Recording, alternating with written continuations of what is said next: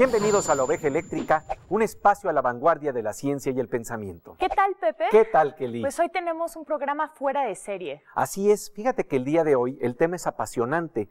¿Cómo es posible que algo material como una roca, como el cerebro, pueda convertirse en imaginación? Pepe Gordon conversa con el Dr. Gerald Edelman, Premio Nobel de Medicina en 1972, sobre cómo saltó del campo de la inmunología a la investigación del cerebro. Edelman fue invitado a un simposio en el Colegio Nacional, organizado por el Dr. Pablo Rudomín y el Dr. Ranulfo Romo, sobre las redes neuronales y el desarrollo de la conciencia. El Dr. Edelman no suele dar entrevistas. En esta exclusiva, el Dr. Edelman y Pepe Gordon se adentran en el cerebro que genera lenguaje y poesía.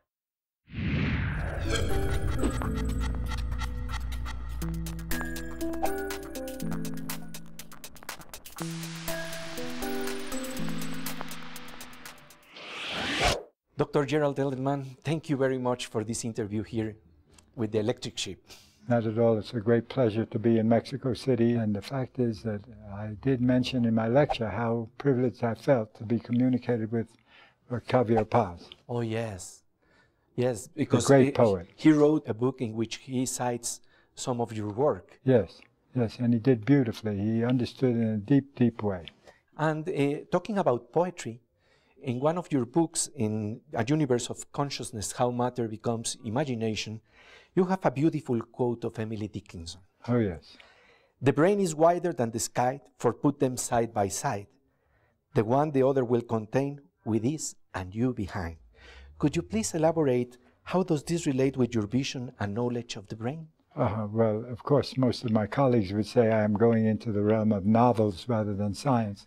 But for this purpose I would, because I believe something special occurs with language. I will come back to that. But let me speak to the point. Emily Dickinson was an extraordinary figure. That poem was roughly written about 1862. And she never mentions the soul or the mind. She mentions the brain before there is even brain science of a modern kind, which is incredible, but it's also very beautiful. The question really arises about language. Language is not absolutely precise. And some people say that's bad, but I think that's where the power is, because the power of poetry is to make connections and allusions, even though some of them are ambiguous. I don't know how you believe, but you are a novelist, so you might have something to say about that. Yes, I believe that's so. Yeah. And what is extraordinary is the phrase that says the you are behind. And that you behind is the interesting thing to research in terms of brain investigation. Yes, in fact, what are the origins of the notion of the self? So, of course, I have scientific colleagues whom I don't know well, but well enough. For example, Steven Weinberg in Austin, Texas, is a great physicist. He says that the universe, in his estimation, for all his studies, for which he won a Nobel Prize, and which did a lot for the Standard Model, quantum chromodynamics and all that, he said, all of my work indicates that the universe is pointless. And that I should reflect my theory, he said, in terms of the four fundamental forces of nature. Well, I do disagree with him, although I admire his brain, and I have this to say. In this part of the universe called Earth, as long as Charles Darwin was correct, there already is value, and it is survive, if you can. That puts value on life. It puts moral value as a possibility. It opens up all kinds of things that we don't yet fully understand, but which is elaborated by language. You, at the beginning of your work, you did the work of immunologist. Yes. Why the brain? Why to research the brain? Well, let's say why immunology first. First Yes. of all, I am trained as a physician, as a doctor. Yes. And I trained at Harvard in the Massachusetts General Hospital. And then I went to Paris as a surgeon to the headquarters of the European Command as a captain in the army. And there I started to read, out of boredom, I guess, and I saw something about immunology. So I went back to the States and said, you know, I will try to work out the structure of this key molecule, the antibody, which protects your body against all kinds of foreign invasion. And of course I was naive. But in fact, in the beginning of science, sometimes it's important to be naive, because there's also one other element that says luck. So I must tell you a story that I was told about Isidore Rabi, the great physicist. Oh yeah, he was great. He was a friend of mine. He was visiting Niels Bohr outside Copenhagen to see his country house. And he saw over one door a lucky horseshoe. I don't know if you have that in Mexico, but it's a symbol for luck. And so Rabi said, Neil, certainly you don't believe in that stuff, do you? And he said, I'm told it works whether you believe in it or not. So my feeling about that was I was very lucky because part of the molecule was small enough to analyze, and that was a clue to everything. I didn't know that. So luck plays a big role. Woody Allen se preguntaba qué es más importante, tener suerte o tener talento. Con buen humor, el doctor Edelman nos dice que no hay que sacar a la suerte de las ecuaciones que llevan a grandes hallazgos. Después del corte, el Premio Nobel de Medicina platica con Pepe sobre su interés en el universo del cerebro y la materia que se convierte en imaginación. Pero antes, vamos a la imaginación de los supersabios mexicanos que se convierte en tecnología con nuestra compañera Silvina Espinosa de Los Monteros.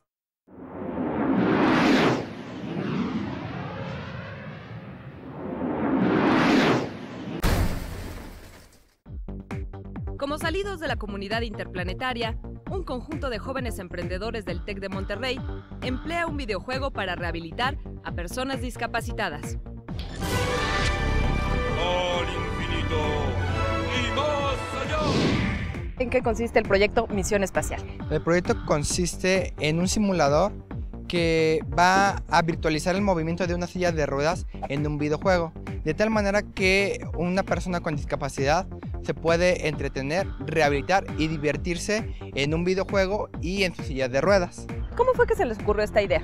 Sí, bueno, esta idea surgió cuando empezamos a visitar centros de rehabilitación y también de discapacidad donde había muchos chavos y niños, y uno de los problemas es que a ellos les duele o muchas veces es molesto hacer esta rehabilitación. ¿En qué consiste este dispositivo? El dispositivo consiste en un sistema mecatrónico el cual va a adquirir las señales de las ruedas de las sillas de ruedas como tal, y de esta manera se virtualiza su movimiento en un videojuego. ¿Ustedes desarrollaron también el software? Sí, nosotros desarrollamos el videojuego. En este caso es de un sistema espacial donde tú controlas una nave y puedes ir hacia donde tú desees, y también desarrollamos la vinculación entre las sillas de ruedas para que le puedan enviar las señales al videojuego. Lo interesante del proyecto es que ellos van a poder rehabilitarse desde sus casas, no van a tener que estar yendo a instituciones, porque es un equipo muy compacto y que puede instalarse en cada uno de los hogares. Pues bien, estamos ante un invento más de los supersabios del siglo XXI.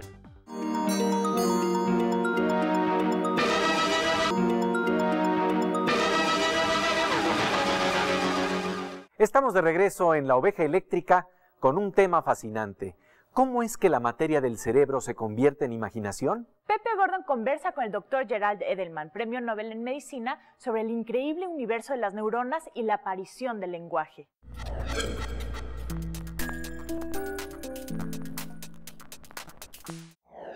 What intrigued you the most to do research in the brain? Why do you try to focus your imagination there? Well, in some ways, it's difficult to answer that question honestly, because I have a kind of notion of curiosity. I believe that when I think of scientific work, I have a scratching of my itch. I'm itching to know something, and so I want to know. Wow. So I have perhaps a slightly romantic view of science. When I finished in immunology for myself, I was satisfied. Of course, that didn't mean the field was. Many more things were done. But then I decided, how do you get shape from evolution? Then after that, I said, you know, this is going to require a huge amount of effort. Let me start to think about something where it's a science of recognition, but now it's a recognition of all kinds of things, the brain. So it was a little romantic. And what is very intriguing in the title of your book, this book, The Universe of Consciousness, is the phrase that says how matter becomes imagination. Because when we are talking about matter, we are talking like something about rocks. Yes. How matter can become imagination. Okay, well, so the first thing is this. I am a scientist. I believe in physical science. I believe that the world is constituted and follows the laws of physical science, although if we weren't here, it would still be going on. Let's be clear about that. Yes. But the laws of physics are usually universal. They're most remarkable. Einsteinian space-time theory or quantum mechanics, it absolutely refers to everything, including the galaxies, right? But in fact, biology does not. Biology is about concepts, and the greatest concept of all is Darwinian natural selection, the idea that species are diverse, every individual differs, and in an unforeseen way, certain influences dispose of those who are not fit and leave the next generation to make more. Now that is an amazing theory because you don't need any mechanism, because it introduces history into science for the first time. So if I go back to Weinberg, who does a beautiful job in his book, The First 3 Minutes, if I look there, yes, there is an evolution of stars, but there's no inheritance. Once we have the biological situation, we have something truly unique that opens up all kinds of values. And if you want to have me extreme, have me have 2 drinks and then ask me the question, and I'll tell you that 100 years from now we may still be in the hands of the novelists, not the scientists. Oh, that's very... So it could be because once language comes in, you have such an opening, explosive opening of possibilities, including some that are crazy. For example, Alice in Wonderland, deliberately crazy, but beautifully so. Schizophrenia, tragically crazy, etc. So all of this kind of elaboration that came once language was invented is an amazing thing. It distinguishes us as human beings from all other species. And while doing the research of how this consciousness and thoughts come about, you find a whole universe in the neurons. I would like you to talk about this whole world of amazement that you find there, how many neurons... I would be happy to tell you that because it really opens your mind marvelously. It is this. The cerebral cortex, which is the wrinkled structure that's crammed into your head, which is a tight, bony box, if you stretch that out of a human being onto a table, it would be the size of a large table napkin and as thick. It would have at least 30 billion nerve cells or neurons, and 1 million billion connections or synapses. If you just counted each connection per second, 1 per second, you'd finish counting 32 million years later. If you calculated the ways in which they could interact with each other, it makes astronomy look small. It goes up like, you cannot believe. Why is this the case? I believe it's the case because we evolved to recognize the complexity of the world, which is enormous. If you think of this room and I say, put this room in a computer, well, your description would be silly, because if you went to quarks and gluons and fundamental particles, you might not have enough sand in the universe to make the computer. So dealing with the complex environment, natural selection somehow came on this incredible thing. This 3-pound piece of flesh has got these kinds of repertoires of incredible breadth, some of which will match the world. El cerebro, tan pequeño y tan grande. En la apretada caja de hueso que es el cráneo, tenemos un universo tan complejo como el mismo universo. Por algo, el cerebro puede desarrollar lenguaje y crear historias como Alicia en el País de las Maravillas. Este trozo de materia se convierte en imaginación. Seguiremos conversando de este tema con el Dr. Edelman, Premio Nobel de Medicina, pero antes, vamos a la imaginación que se enciende con el entendimiento de lo pequeño en el performance de la ciencia con Kelly Aro.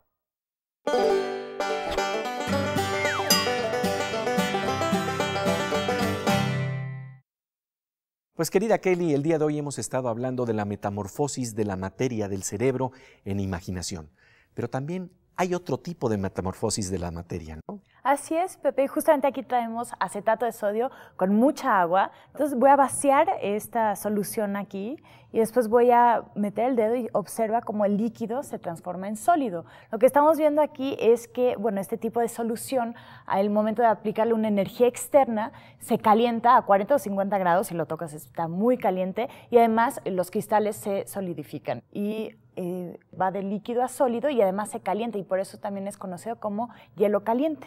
Hielo caliente, maravillosa metáfora en donde estamos uniendo los opuestos, casi un acto de imaginación. Y eso se debe a que la ciencia despierta la imaginación. Eso se debe a que el cerebro, un pedazo de materia, tiene la capacidad de convertirse en imaginación, de convertirse en conocimiento. Regresamos con el Premio Nobel de Medicina Gerald Edelman para seguir platicando sobre este tema aquí en La Oveja Eléctrica.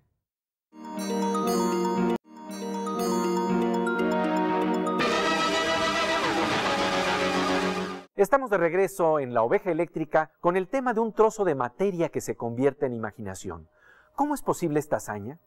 La tenemos a la mano en nuestro propio cerebro. Pepe Gordon conversa con el Dr. Gerald Edelman, Premio Nobel de Medicina, sobre la fabulosa selva que existe en el interior de nuestro cerebro y cómo las computadoras se quedan cortas para tratar de entender la complejidad de este universo.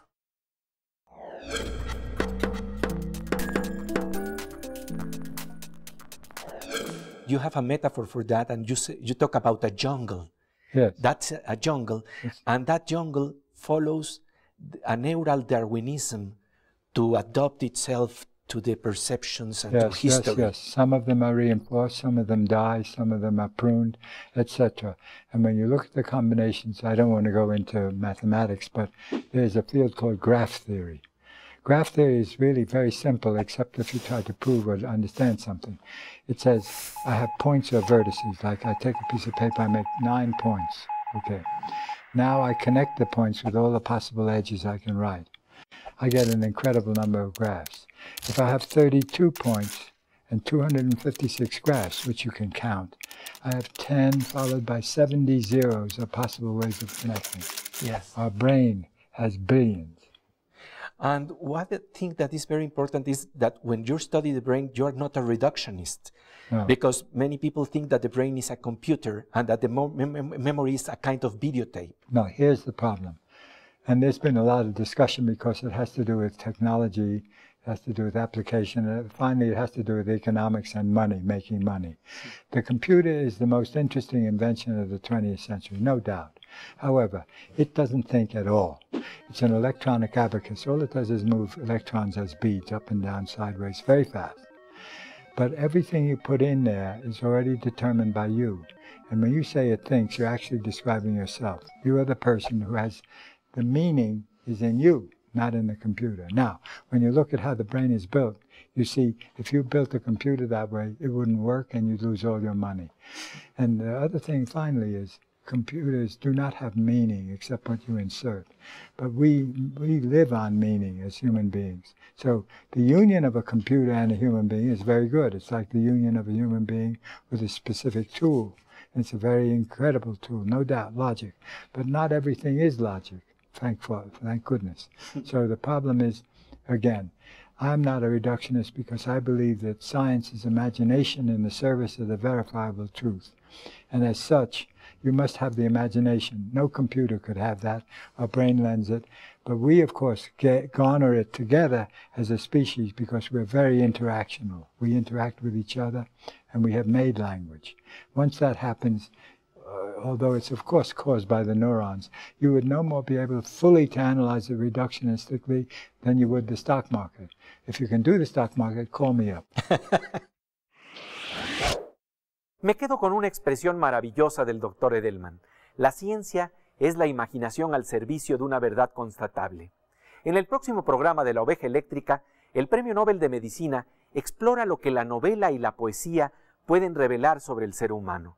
La imaginación y el arte, en este caso, están al servicio de la ambigüedad, y Edelman se asombra ante esta expresión que surge de un trozo de materia, que surge del cerebro.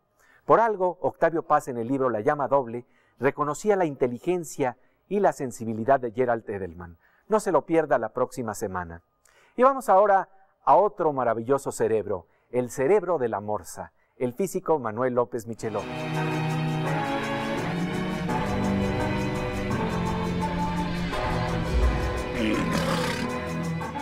Pues querido Morsa, como siempre, bienvenido a La Oveja Eléctrica. Gracias, Pepe. Oye, fíjate que pues hemos estado hablando de cómo un trozo de materia como el cerebro se convierte en imaginación. Y la verdad, es difícil emular este proceso, tratar de ver cómo eso sucede. Y sin embargo, a veces con inteligencia artificial podemos dar la finta, la impresión de que hay imaginación en zonas que realmente no tienen esa capacidad. Sí, fíjate que si pensamos precisamente en la imaginación, una de las camas de prueba más importantes es precisamente el ajedrez, porque el ajedrez no es solamente las matemáticas internas del tablero, pues, sino que hay las grandes combinaciones de los grandes jugadores, las concepciones brillantes para dar un mate sacrificando no sé cuántas piezas y demás, ¿no? Botvinnik, que fue campeón del mundo en los años 60, quiso hacer una computadora que jugara al ajedrez, y con el hardware que había en ese entonces hizo un programa que encontró la combinación que Botvinnik le hizo a Capablanca, le encontró como en 20 segundos. ¿No? Y Botvinnik estaba un poco asombrado y además un poco molesto, porque una combinación que a él le costó mucho trabajo la había encontrado la máquina en 20 segundos. Y eso parecería como si la máquina estuviera imaginando la jugada, ¿no? Sí, cuando eso pasa, uno cree que está pensando, es más, uno dice, espérate, la máquina está pensando, cuando no está pensando nada, ¿no? Claro, es obvio. Es más, te podría asegurar, la máquina ni siquiera sabe que juega al ajedrez. O sea, toca uno a la puerta y no hay nadie, como dice un amigo, ¿no? ¿Sí? Y eso es lo que está pasando. Bueno, para que una máquina pueda pensar, tendríamos que tener algo más que solamente, o que pudiese imaginar, algo más que pudiese hacer, que no hemos encontrado cómo hacerla. Y eso es lo que se refiere, pues, a la conciencia. Hacer un programa que sea consciente de sí mismo. Nadie ha sabido cómo se hace. Yo creo que no tenemos ni idea a la fecha. Pues como siempre, te agradezco tu presencia aquí en La Oveja Eléctrica. Gracias, Pepe. Y bien, pues ahora pasamos a la sección Veo con la mosca eléctrica con Miriam Moscona.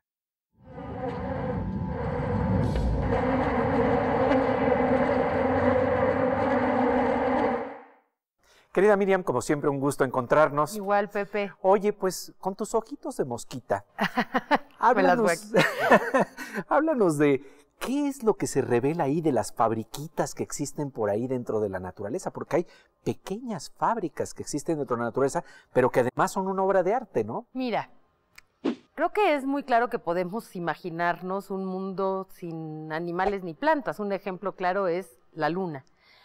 Pero no podemos imaginarnos un mundo donde haya animales que no haya plantas, a donde estamos la oveja, tú y yo. Claro. Necesariamente necesita haber este mundo vegetal que libera el oxígeno y que lo libera gracias a un proceso bien complicado que se llama fotosíntesis, del cual hoy veremos una imagen, en mi opinión, espectacular. Aunque usted no lo crea, esta foto psicodélica es una copa de olivo captada desde un ángulo cenital. La energía reflejada dentro de la copa indica la variabilidad de la radiación interceptada y utilizada por el árbol para los procesos de fotosíntesis. La fotografía es infrarroja y los distintos colores muestran la absorción de la luz en función de la densidad del follaje. Las partes del árbol que más absorben la energía están representadas en naranja, seguido del amarillo y después del verde.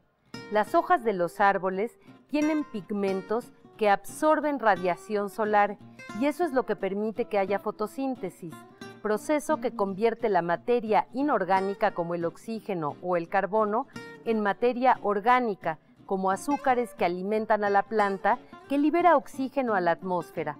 Gracias al proceso de fotosíntesis, usted, la oveja y yo existimos, puesto que sin la liberación de oxígeno de los seres vegetales, este mundo tal como es no podría ser posible. Universos dentro de universos dentro de universos en el mundo de la ciencia y del arte aquí en La Oveja Eléctrica. Nos esperamos la próxima semana en una aventura científica más de La Oveja Eléctrica, aquí en Canal 22.